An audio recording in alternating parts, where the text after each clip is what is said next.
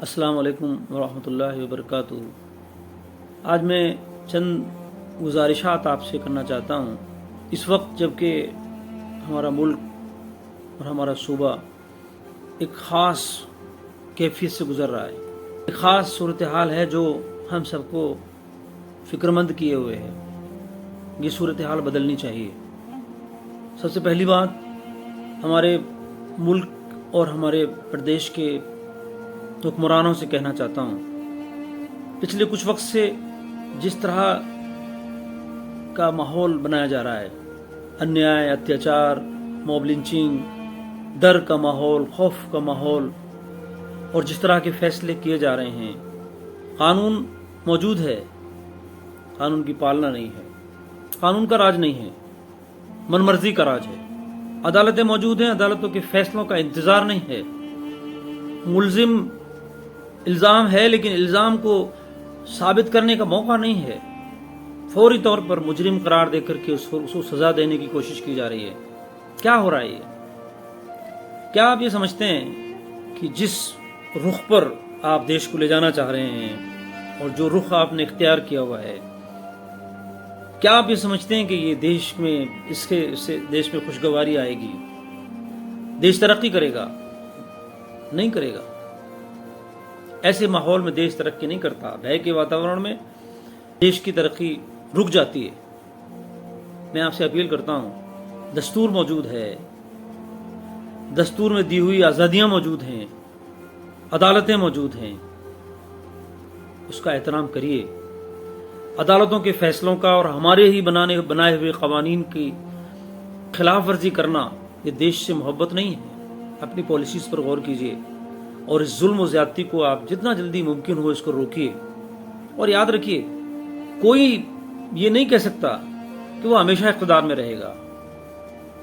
تاریخ اس بات کی گواہ ہے، کتنے لوگ آئے ہیں اور ہمارے قبریں اور ہمارے یہ مقبرے اور ہمارے تاریخ کے پنوں میں شامل نام اس بات کے گواہ ہیں۔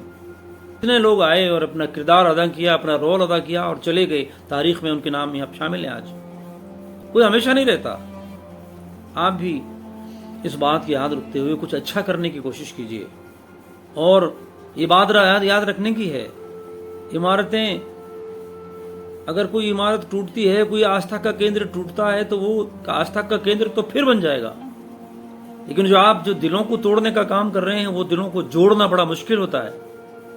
دلوں کو توڑنے کی کوشش مت کیجیے، سوچیے اور اس ظلم اور انیائے کو روکیے۔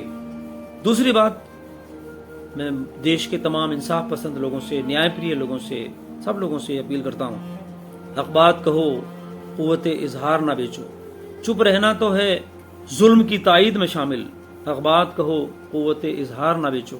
ہر حال میں ہمیں حق بات کہنی چاہیے، سچی بات کہنی چاہیے، ظلم کے خلاف آواز اٹھانی چاہیے، ہماری آپ کی ذمہ داری ہے۔ آج بولنے کا وقت ہے۔ آج اگر ہم نہیں بولیں گے تو یہ ظلم و زیادتیاں اور بڑھتی چلی جائیں گی۔ آج کسی ایک پر ظلم ہے، کل کسی اور پر ظلم ہوگا، اس کا انتظار مت کیجیے۔ ہم سب مل کر آواز اٹھائیں، مضبوط آواز اٹھائیں، ظلم کو روکنے کی کوشش کریں۔ کوئی بھی ظلم کر رہا ہو اور کسی پر بھی ظلم ہو رہا ہو، ہم سب کی آواز اٹھنی چاہیے۔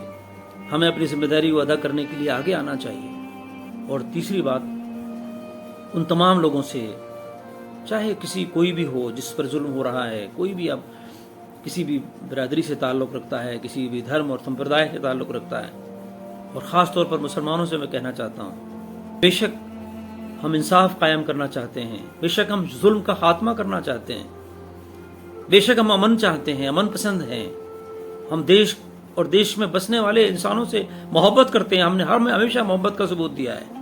کورونا کے وقت میں ہم نے اپنی جانوں کی پرواہ نہیں کی، مدد کی لوگوں کی، بغیر کسی بھید بھاؤ کے، اور ہمیشہ کرتے ہیں۔ کوئی یہ نہیں کہہ سکتا کہ کوئی مسلمان کسی دیش کی سمپتی کو لے کر اور دیش کے دھن دولت کو لے کر کے بھاگ گیا۔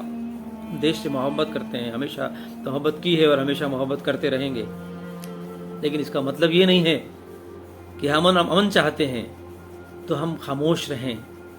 امن کا مطلب ہرگز یہ نہیں ہوتا ہے کہ امن قائم کرنے کا مطلب ہرگز نہیں ہوتا ہے کہ ظلم پر ہم چپی سادھ لیں اور خاموشی اختیار کر لیں، ظلم کے خلاف آواز نہ اٹھائیں، ظلم کے خلاف اپنی بات نہ کہیں، جو کچھ ہم کر سکتے ہوں وہ نہ کریں، ہم اپنی ذمہ داری ادا کریں۔ بے شک ہم اللہ پر توکل کرتے ہیں، لیکن اللہ پر توکل کے شرائط میں یہ بات بھی شامل ہے کہ ہم تدابیر کی آخری حد تک کوشش کریں، تدابیر میں کوئی کمی نہ چھوڑیں۔ حدیث میں آتا ہے، حضور اکرم صلی اللہ علیہ وسلم کا یہ فرمان بھی ہم کو یاد رکھنا چاہیے، پہلے ہم اپنے جانور کو باندھیں رسی سے اور پھر دعا کریں، اے مالک میرے اس جانور کی عبادت فرما۔ کھلا چھوڑ کر جانور کو ہم دعا کریں گے تو کیسے دعا قبول ہوگی؟ ہمیں یہ بھی ہدایت ہے اور تمام انسانوں کے لیے ہدایت ہے۔ حضور اکرم صلی اللہ علیہ وسلم نے ارشاد فرمایا، تم میں سے کوئی بھی اگر کوئی برائی ہوتے ہوئے دیکھے کوئی، تو اس برائی کو روکنے کے لیے اگر اس کے اندر اتنی طاقت قوت ہے تو اس کو برائی کو روکے۔ اگر اتنی سخت نہیں ہے تو قوت نہیں ہے تو کم سے کم زبان سے برا کہے، اور یہ بھی نہیں کر سکتے تو کم سے کم دل میں برا سمجھے، اور یہ ایمان کا سب سے کم تر درجہ ہے۔ ہم اپنی ذمہ داری ادا کریں، حکمت کے ساتھ، بے خوف ہو کر کے، حوصلے کے ساتھ ہم اپنی ذمہ داری ادا کرنے کے لیے آگے آئیں، اور ہمارے تمام دیش کے انصاف پسند لوگوں کے ساتھ مل کر آواز اٹھائیں۔ یہ ہماری آپ کی ذمہ داری ہے۔ اگر ہم آج خاموش رہیں گے تو ہم مجرم قرار پائیں گے۔ آئیے ہم سب مل کر کوشش کریں، اور اس وقت بھی جو ظلم جاری ہے، جو ظلم ہو رہا ہے، اس ظلم سے انسانیت کو، لوگوں کو بچانے کے لیے اپنا رول ادا کریں۔ میں اللہ سے دعا کرتا ہوں کہ اللہ تبارک و تعالیٰ ہمارے دیش میں امن و امان قائم فرما، ہمارے دیش سے ظلم و ناانصافی کا خاتمہ فرما، اور ہم سب کو اپنا رول صحیح طریقے سے ادا کرنے کی توفیق عطا فرما۔